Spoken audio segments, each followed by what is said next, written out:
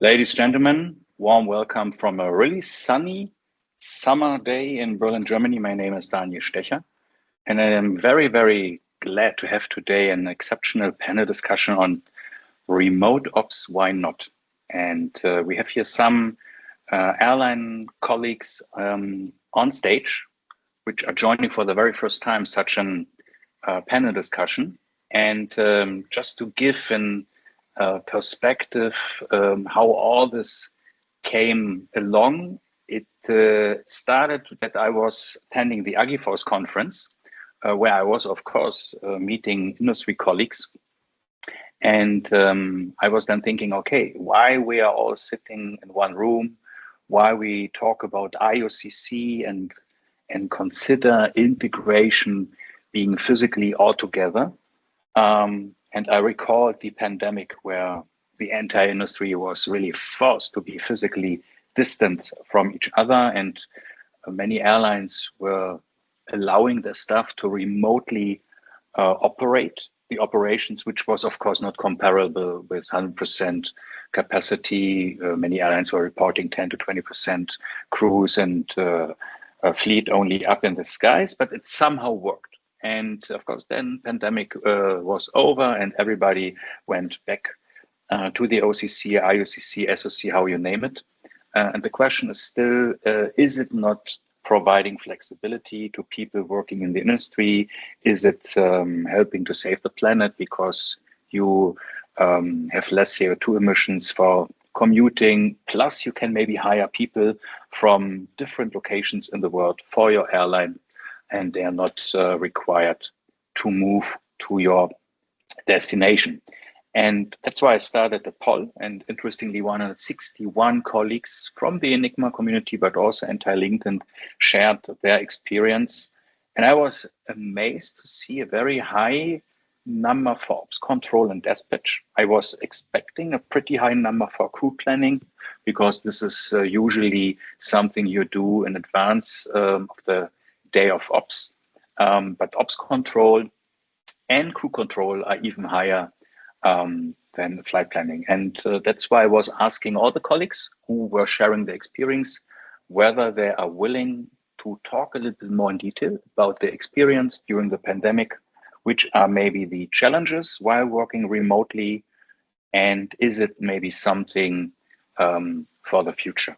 And we have Dave from FedEx, we have Brian from Aer Lingus, we have Brian from Breeze, we have Perron from Fly a Deal, and we have Raquel from Viva Aerobus. And I just open up the discussion, and ladies first, like always. Maybe Raquel, you can just share why you voted, how you see this topic, and which are maybe the challenges, and why you believe maybe not more airlines at least allow a hybrid approach in this, that some people are on-site in the OCC, others work remotely, and then you have an alternate working model. Sure. Thank you, Daniel, and hello to everyone. I'm Raquel McQueen. I'm originally from Panama, and over the past years, I have had the privilege of working with Copa Airlines in Panama, after in Colombia with Avianca, and no more recently, I am here based in Mexico as the crewing strategy senior manager for Viva Aerobus. I've been in the industry for a bit more than 10 years, working around crew planning and the operations across Latin America. And this has allowed me to see firsthand how in this side of the world, whether airport infrastructures, regulatory differences, and even the culture shape a little how we manage and respond to disruption. So because while remote has advantages, I do think that in complex situations, as what we go through a lot here in Latin America, maybe the remote model is not the most effective, especially when it comes to decision making in IROPS and the pressure to, recover from the disruptions. Dave, you are meanwhile retired. You are probably the most experienced in terms of age here in this panel discussion. On the other hand, you were one of the quickest to somehow respond. You shared your experience, so I can really sense your dynamics and the passion for the industry. And you were explaining how your former airline were having a remote ops control center. So how you see this topic and what are maybe the necessary steps to go for the industry, even in the US, where you have maybe some regulations in place where it's not so easy that people from a remote location could work for your former airline without being based at the headquarters of your airline. Yeah, thank you, Daniel. It's an honor to participate with my fellow colleagues here. First, I'll say retirement is underrated.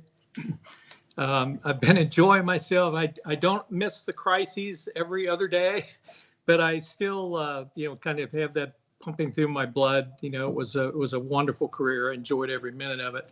I want to preface my comments with, I've been retired for 3 years, and to keep in mind my views, you have to kind of take my views in terms of social distance factors. That is, what might be socially acceptable from a business standpoint in the United States is going to be certainly different and across carriers is going to be a little bit different. I think I got a little bit ahead of myself from a technology standpoint and capability standpoint.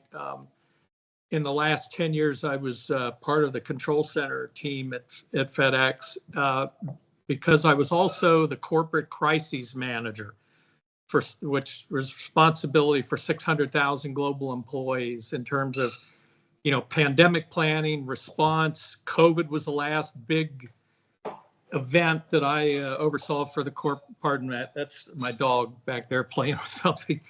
But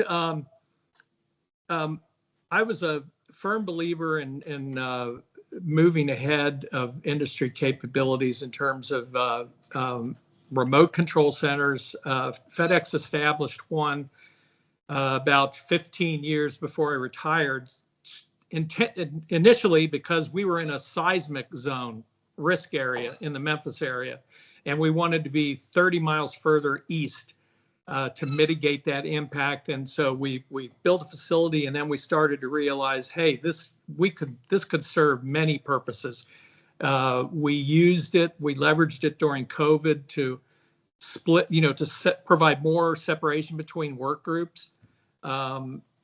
We were fortunate enough to have the technology that when a desk phone rang at a particular geographic desk in the primary control center, it rang at the exact same desk out at the separate center.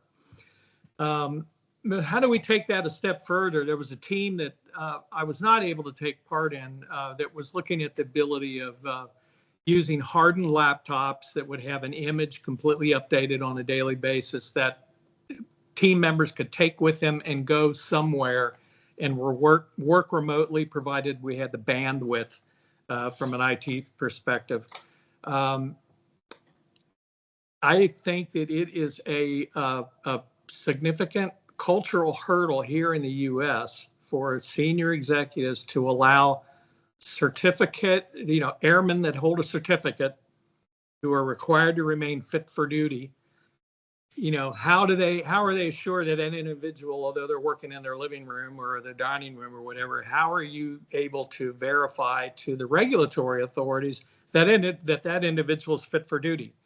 So I see that as a political, social hurdle here in the United States.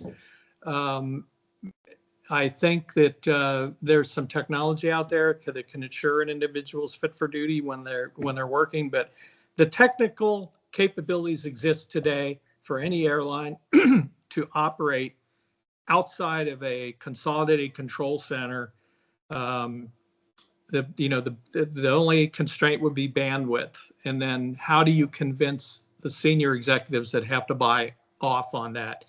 Now, we all deal with a significant human factors issue, and that is people do not like change. They don't welcome change. Paradigm shift is very difficult for humans.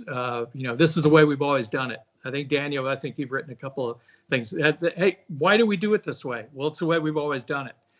And that's where, not only after significant events, but routinely through an operation, I think occasional postmortems of the operation are necessary to understand what's going right with our operation, what's not working well in our operation, and then the most critical question is, what are the opportunities for improvement?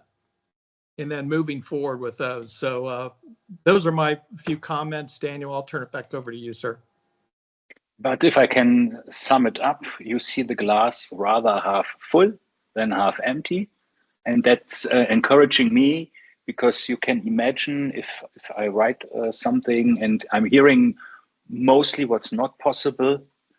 So sometimes I think, okay, I'm really completely stupid, but I'm glad that you're somehow supporting the idea. And I think the human factor, that's the main thing I'm sharing with you. And if you want something, you can find a solution. Let's go to Saudi Arabia. Peron, you were also very positive. Someone said, yeah, that's possible and blah, blah, blah. So maybe you can share your 2 cents, how you see this topic. And the question would be, do we have it already in place? Or do you ask all your colleagues to come to the OCC every day? Well, Daniel, currently in Saudi Arabia, we have everyone in one room. But my prior experience to Saudi Arabia, we instituted a regional ROCC, right? So I tend to go back and ask the question, ROCC, why not, right? Now, if we look at where airlines have evolved, we've gone from IOCC or OCC being in one common area to where airlines have moved to multiple bases. In airlines that have multiple bases, we still have the ROCC or the OCC, let me put it like this, the OCC in the HQ area, right? Then we have airlines that have evolved into under one holdings or one umbrella, having multiple AOCs with an AOC controlling the other AOC, right? Then we have the centralized aspect of it, right? Then we have moved to now where COVID came in. It was all okay for everyone to be at their homes and work from home, which is semi-remote, if you want to put it that way, to now post-COVID, where we have Microsoft Teams, where provide the ability or the communication avenue for everyone to be on a call at any given time, right? We have an instance here in Saudi Arabia where we have a meeting invites on Microsoft Teams, and we call it 24/7 ROCC, or 24/7 disruption, where if there is a disruption, it's activated immediately and everyone jumps on that call, regardless of where you are in the world. But saying this, right, and we look at how airlines have evolved, right, we tend to go back to where airlines were back in its original state, right? And we ask the question, why, right? And most of the time, it's more culturally, and in some cases, it's driven regulatory, right? And we know where that goes when it goes regulatory, right? But if we look at instances where certain functions, for example, I'll bring up the dispatch function, which requires training, which requires more accountability, right? Airlines tend to have these in one central location, rather than having it in multiple facets of a country, right? Now, the question begs is, why can't we do it? What's preventing us from doing it? And Dave rightly said this, right? It's more driven by whether or not we're able to control someone who is abusing substances, or someone who is just particularly laid back. But we have communication tools, right? Now, if we're saying that we having everyone in one core center, one location to improve communication, we have instances of OCC where they're sitting together in one location and still not talking to each other, right? So we still have communication issues. And we see that mainly in disruption as well, where departments are still not talking together, even though they are located in the same area, right? So it's not really a communication issue. It's not really it's more towards comfort. It's more towards where we're comfortable with, right? And I think it also has to do with emergency situations or the events of an ERP, and all these can be handled remotely, right?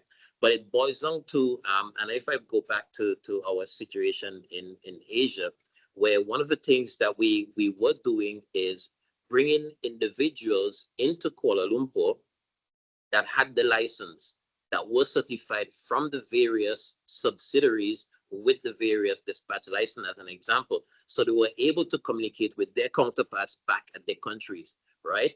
And that worked, right? The question was, and not the question, the issue that we faced was where individuals see that, you know what, the pyramid that I have control of, I'm now losing that control, right? I'm now going into a position where I'm not comfortable. It's out of my comfort zone, so I'm losing that sense of control, right? And obviously, because of relationships that tend to, you know what, involves other entities, and I would not call or label them at this stage, but other entities where they would lobby other entities to prevent certain things from occurring.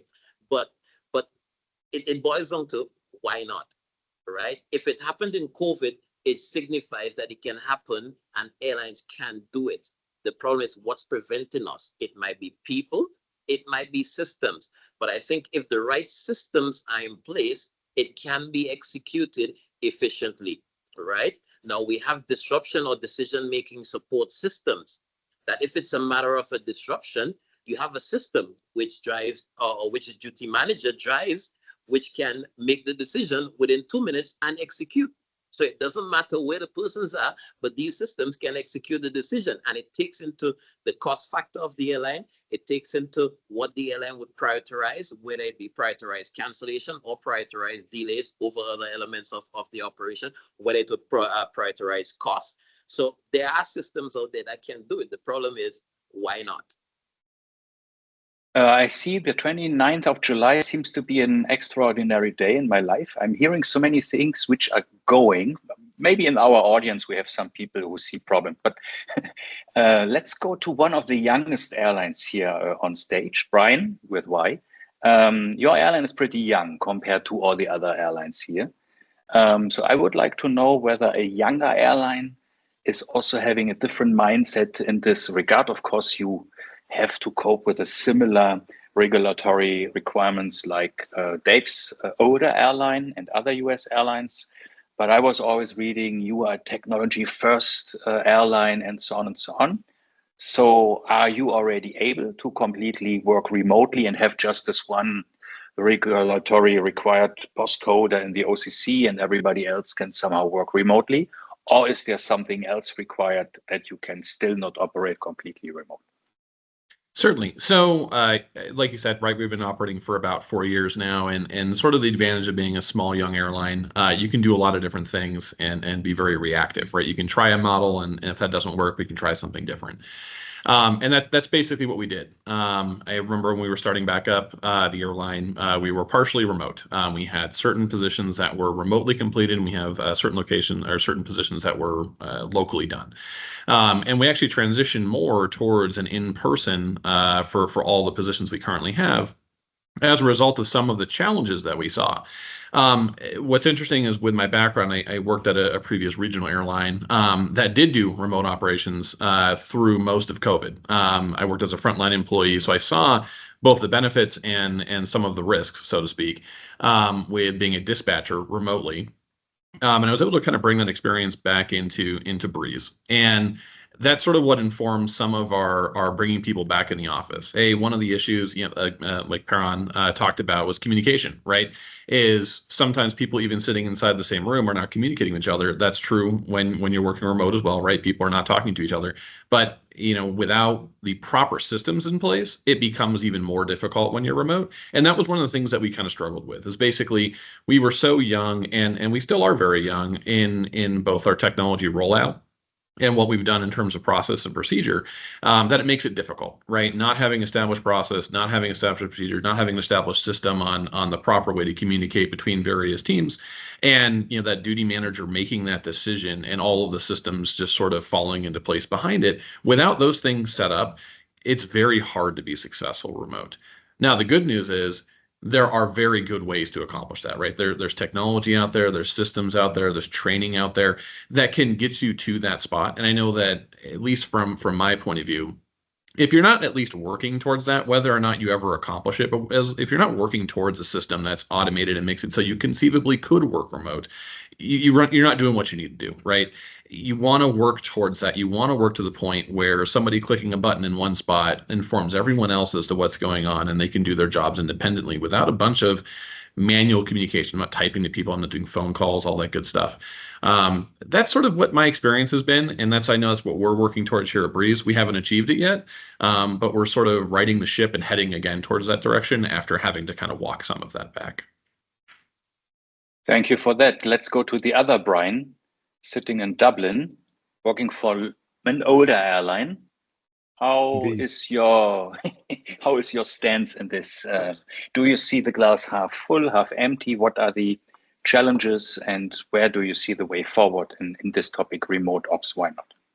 Hi, Daniel. My name is Brian Horgan, and I'm speaking from Aer Lingus in Dublin, but my experience in this area actually dates from another airline called Stewart Air, who were the ATR operator providing Aer Lingus Regional once upon a time. And I have a background in airline operations for, well, to count the years now, and heading for 30 years, I think. But it's interesting to hear the other speakers. I think I probably have a Venn diagram of shared experience, and I agree broadly with a lot of the points made.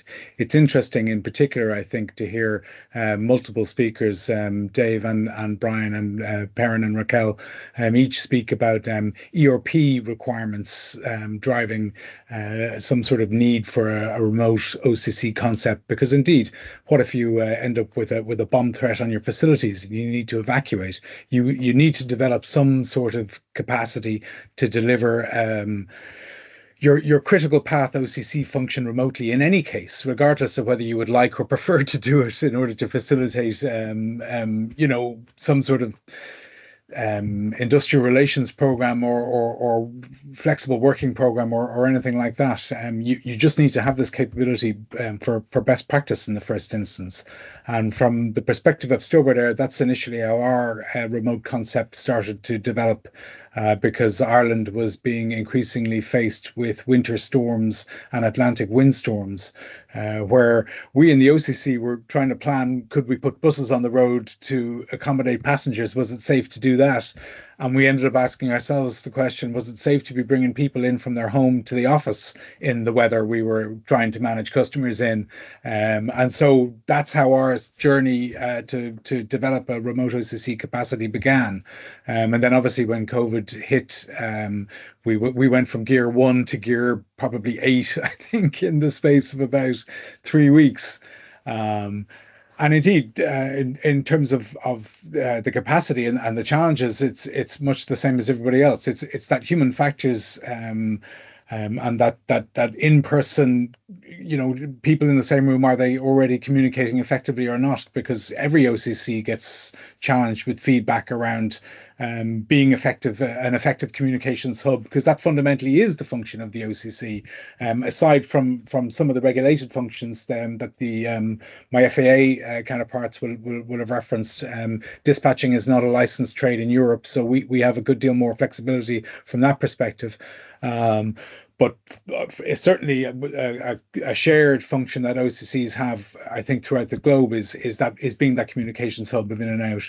And despite the fact that we had developed a capacity to deliver the OCC remotely, even when COVID hit, as soon as we had the opportunity to start bringing people back to the building, we did indeed prioritize the return of the ops controller and the customer and handling controller to the building. We allowed crew control to continue function remotely, except during key maybe disruption or anticipated disruption events, we might bring them on site. But we did very quickly want to return those two key functions to share the same space so they could communicate directly across the room. But of course, in our context, it was only sort of between 20 and 25 airplanes in service. So for an operator of a much greater scale, bringing people back into a room maybe isn't an option that would be so easily facilitated for them. Let's go to Steve. You work for a very large European low-cost airline. Is remote ops, why not also decreasing the cost? Because you can save the building, everybody's working from home, you let the employees pay the power and you can outsource everything, or would this go too far and you still have to have an OCC in order to be a successful low-cost airline? Good afternoon, Daniel. It's a bit of a strange one for the current airline I work for. Our contract for Wizz Air. We have multiple EOCs which have their own crew planning departments in each of the countries, but then it's all operate OCC centralised in Hungary in the base. It's kind of looking at a different side of things, a different point of view, where the crew planning functions I don't think would cause too much worry work from home. The only thing obviously I would worry about would be the training and development of the team members. Less face-to-face interaction. I always feel when you're training, especially, or when you're developing staff members, it just doesn't give you the proper feel if you're doing it over Teams. Obviously, as Perrin said earlier, COVID changed the world, really, especially for airline ops, and it sort of gives us a window to remote ops. 5 years ago, you didn't really use Teams, did we? So the airline I worked for at the time there, 98% of the airline was furloughed. The remaining 2% kept the airline running, and it kind of opened the window to remote ops. I kind of ran my part of the crew, the OCC or the crewing department, from my garden shed. It's amazing what you had to do to keep it all running. On a negative point of view, obviously you've got the remote ops OCC. It's all about the communication and decision making processes. It definitely would add complexity. Again, as I highlighted earlier, training and development. The problem is also as well, we lost a lot of experienced people in COVID. So again, I always feel that sometimes the staff members need an arm around them just to help them through different situations. And if you go to remote ops, you kind of lose that personal touch. The other thing with working from home is the loneliness, definitely for people who are not used to it. Sometimes it's a long old day if you're working by yourself at home without any interaction with others, definitely without face-to-face interaction. Again, airlines that I've worked for in the past, remote ops was quite interesting because we had satellite ops for different bases. Again, they would deal with crew control queries face-to-face with crew, and I quite liked that. It just simply gave the crew more interaction. They're not just on the end of the phone, they can actually go to speak to a person. So there's pluses and negatives in everything that we do really in the OCC. So as part of this entire discussion, because initially people were primarily telling me this is not possible and no, this will take another 10 years before it can take place and so on. So I wanted to know, okay, is this really true, or are there experts out there who would be very keen to work remotely? So I created a fictional job advertisement, and I was really amazed to see how many people said, yeah, I would like to work, and yeah, I worked during COVID, and now I don't find an airline anymore. Is this maybe for you guys now also an opportunity to source industry experts from all over the world for your local airline? Is this something you are considering, or is Viva Aerobus still only hiring people who are based in Mexico, or would you also take somebody from Germany doing the crew planning, or is this something completely unbelievable. Yeah, so maybe in the OCC, well, I am not Mexican, but I am in person here. So those that are working in the OCC are definitely in Mexico, and we have different nationalities, but all like working at the office. So yeah, Viva is open to maybe source from other part of the world, but including the moving to Mexico. I think that here in Latin America, it's maybe particular because it's not one of the, maybe it's not English, so it's not the language that usually we use in aviation. So to talk with authorities, etc., you need to have the Spanish. So that's a limitation for us. And again, not only I think about maybe systems that could help us, and I think we're not there yet, but I think of my team in crew control, that we divide, the work, that I will look at this cruise or this crew bases. We have 9 crew bases, and you look at those. So whenever we have a disruption, we do have this aisle in the middle where we have the supervisors from each team plus the duty manager. I can imagine by teams, crew control supervisor trying to talk to the different crew controllers, and also giving feedback to the duty manager, and also giving options of what works for us. I just think that teams, I have seen it because we have a lot of ACME operation right now, and teams just gets bad with the amount of messages. You lost what the first one said. You can't be in 3 phone calls at the same time. So yeah, for us at the moment, we do have people from elsewhere, a different part of the world, but we are all in Mexico. And as per crew control, it is in person 100%. I'm very thankful that after 30 minutes, finally, I'm hearing something negative. Yeah, you were too happy today. Yeah. But on the other hand, is it not contradictory? Because we are all here virtually. Dave could represent the passenger manager. Brian could be the OCC manager. You are the crew manager. Perrin could be the maintenance controller. Steve could be the ATC whatever manager. And Brian, you name it. I see you all. So what you were just explaining, is it not telling exactly the opposite what we are talking since 34 minutes? Yeah, but if it's one flight in danger in the IROC, here in Latin America, it happened a lot in Colombia, it happened a lot in Mexico. It's just 6 in the morning and 5 airports decide to be closed because of visibility. And then we have a lot of crew bases and a lot of pairings crossing people. It's just not possible, at least not with the tools that we have today. And Brian in Dublin was first, and then Perrin in Saudi Arabia. I was going to dive in, Daniel. I mean, a Teams call requires a degree of focus on the part of each participant in order for it to be effective. That is not the same as maintaining a great analogy that I have used in interviews. I formerly, before I joined aviation, worked in hotel and catering, and an OCC works a lot like a kitchen. All the different stations are all cooking their little bits, and somebody's trying to bring it together to put it on the plate for the customer. And you can't have that level of dynamism in people responding actively to a situation when we have to concentrate on the Teams call. I have to concentrate on all the information coming out, and I have to process that and concentrate on my response. I can't take inputs from third parties when I'm on a Teams call. Baron. In line with Raquel, I'm not trying to convince you to go to remote operations, but there are a number of, I think, so let me just backtrack a bit. Now the key thing is, in order for an airline or an entity to move to regional ROCC, one of the key things that it has to do is, one, look at what the human capability is within your organization. The second thing is to look at the system capability.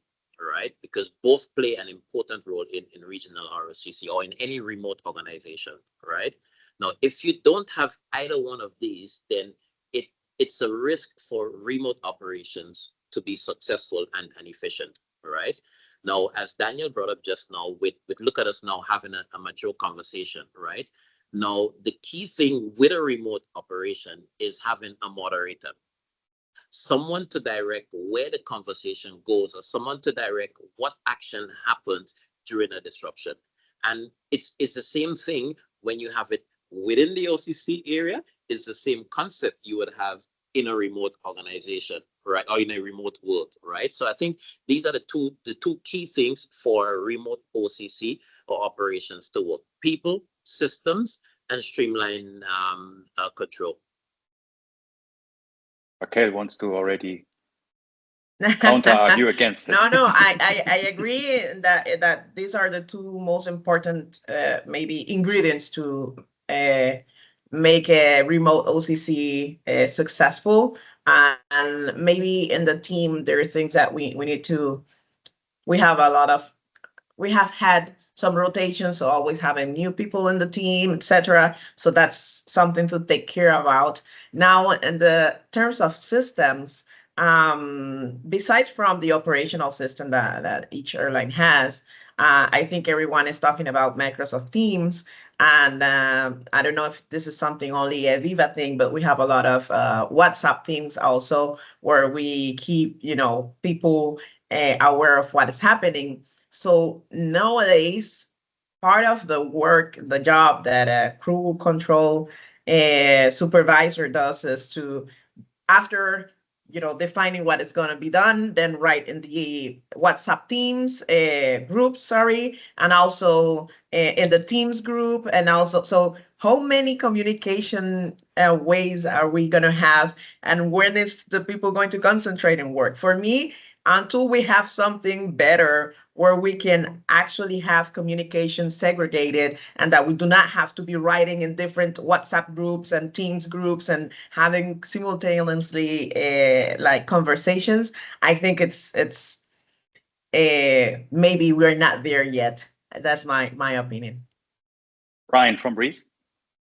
Yeah, actually, I agree with Raquel on this. As long as you are utilizing either Teams itself or something similar, WhatsApp or whatever you're using, it's very difficult to scale and work remotely, right?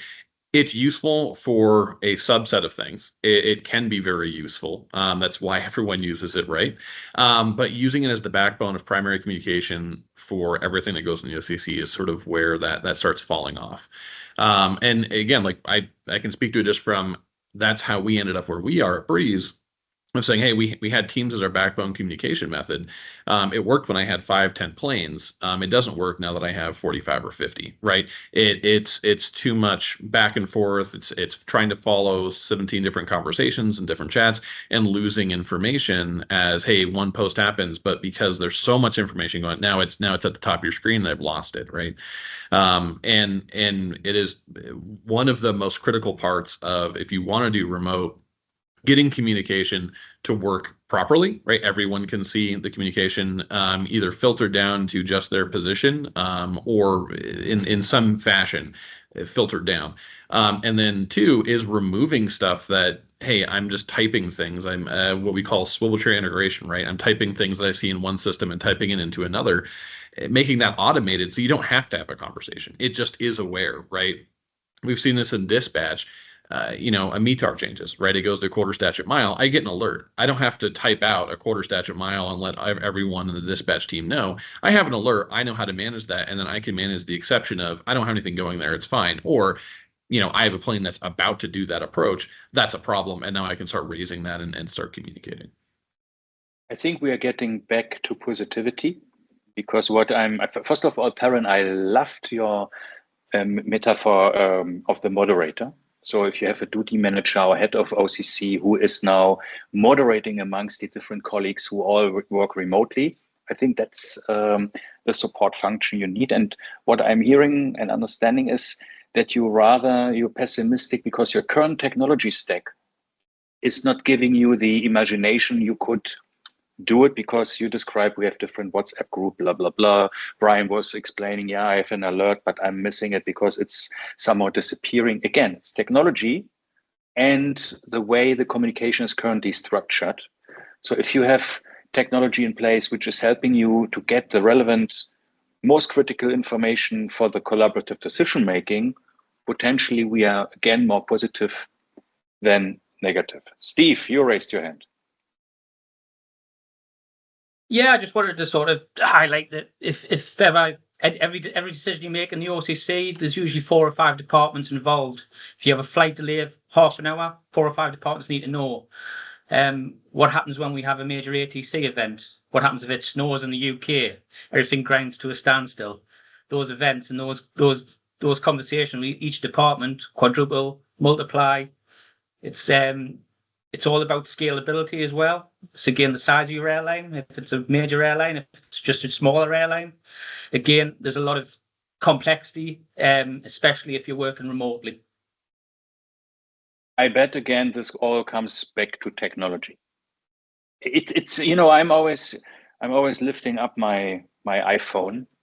If you explain me in the year 2007, can you take a picture and it's like this in the folder of your wife? No. First, I have to plug the cable into this camera.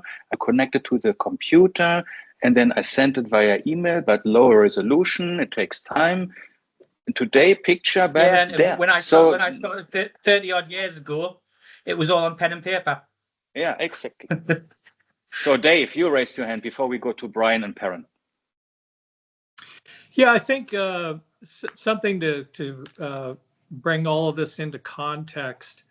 Now, I'm going to go way out on a limb because for 30 years, one of my responsibilities was thinking of the worst possible thing that could occur to the operation and what we have to have in place to mitigate that. So let's think about black swan events, those things you can't possibly reasonably foresee occurring, but I think moving forward, I think keeping that as in the back of our minds, we can move ahead with remote operations. What would be the impact of let's say most everybody here is a lot younger than I am, and hopefully you remember Evolovik, the volcano in Iceland, and what it did to airspace over Europe. And thank God my operation didn't have to worry about passengers. Boxes don't care if they're delayed. The recipients do, but it may have been a little bit easier for us. But we didn't. We had been dealing with volcanoes over the years, but nothing on that scale. And then let's go a little bit further as our industry and society adopts and implements AI, which is extremely power hungry. There is the rising threat on the horizon of electromagnetic events, which can render power supplies out. How long can your control center or those individuals that are working remotely, how long is that generator going to run at their house to keep them online? How long is that auxiliary generator at a control center? How long are you going to be able to get fuel to keep that thing going? So it's just, I think, it's worth keeping catastrophic events, and now I will call them predictable surprises because that's what they are. Just keep those in the back of the mind. What is the worst possible thing that could render my operation dead in the water because I've got everybody dispersed away from a central location? Not saying that there's a overarching solution for that, but it's just something I think that we all need to keep in mind. This is a very good point, because I just had an issue yesterday with my local internet, but I could use my cell phone connection. And if I have no power connection, I could even use the battery of my Mac. Of course, that cannot go for days, but at least for a certain contingency period, I have a backup solution. So yeah, nice point, Dave. Perrin.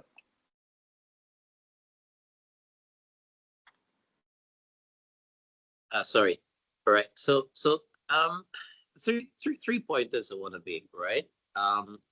So one thing that I often look at, right, is if I'm using a system that in the event of a disruption, it's difficult for me to retrieve a chronological report of events or communication. Then it's a system I need to review, right? So and oftentimes I'll often go back to WhatsApp, right?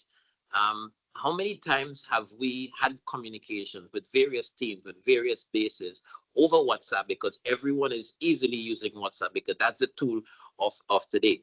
And we having to write a report, and you having to go through several conversations for, okay, what time did this event? What time was the first notification? And you spend hours, lots of time trying to get that chronology together, right? You know, it's something that you have to be reviewing and relooking in terms of organization and structure as it relates to communication during key moments or key periods of disruption. That's number one. Number two, if we oh, I think I lost my train of thought here. But if we were to look at where airlines have been, and I'm going to bring in load control as an example, right? Airlines have gone to having load control or load chief personnel at every station that they fly into, right? They have gone from that era into having load control centralized within the OCC. It have migrated even further to having that centralized to external parties, and it works well. The key thing is communication, notification, and having everything done in a centralized strategic. The same goes for OCC. Why not?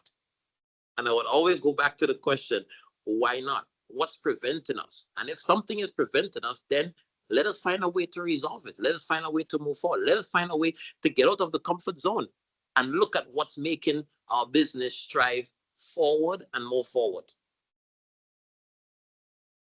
I think this was a perfect final word. There's nothing to add from my side, which is very rare. So I think this is really amazing summary.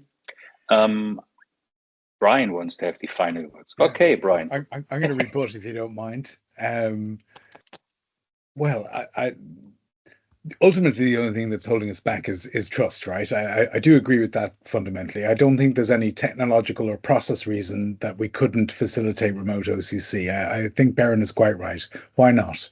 However, we are all in the business of flying people from A to B, and part of that involves face-to-face contact and people coming together, right? And the desire to do that. So I think we do need to reflect on the purpose of our industry and our motivation to bring people together. And on that note, I would yield the floor. But that's also interesting because the guys up in the air, they're also not sitting together with their OCC managers. They are in the cockpit. They're responsible for all the passengers on board. And still, they take decisions in coordination with the guys in the OCC. So I take your explanation, but still, I sense we should really challenge the why not a little bit harder. And I'm not saying it must be 100% remote ops. It can be a hybrid, at least for people who are totally fine to be alone, who are totally fine to not see their colleagues every day. They can if they want, but you can also save a lot of commute time, which is also giving more work-life balance. Raquel. Yeah, and maybe that was what part of what I wanted to say. It's not about going fully remote. I think the key is to be strategic about maybe which roles or what moments and what tools would allow us to maybe start looking into this remote OCC without compromising the operation. Because I think at the end of all of our statements is, but this could compromise the operation. And I think that's where we do not want to go through. So yeah. So thank you to all of you. I hope nobody gets in trouble with the legal folks of your airline. It's a running joke because one colleague had some concern. So I hope you're fine. I think we learned a lot. I heard a lot of positive things. Being only optimistic also not helping. It's good to see all the drawbacks and to evaluate whether they need to be overcome or to be considered in this entire discussion. So it's good to have all perspective covered. We will have another session tomorrow for especially all people being located in Asia Pacific and also again in Europe. So we will have a second round, hopefully similar mood and passion for the industry. And I thank you all for this amazing conversation. I loved it. I learned a lot, and I feel now encouraged to poke the bear even more. And if I need some support to convince other colleagues, I will always try to rely on you, and hopefully you will be at my side. Thank you again, and stay healthy and safe, and hopefully we will hear from each other soon again. Thank you. Bye-bye. Bye-bye. Bye, everybody. Thanks, Daniel. Thanks, guys.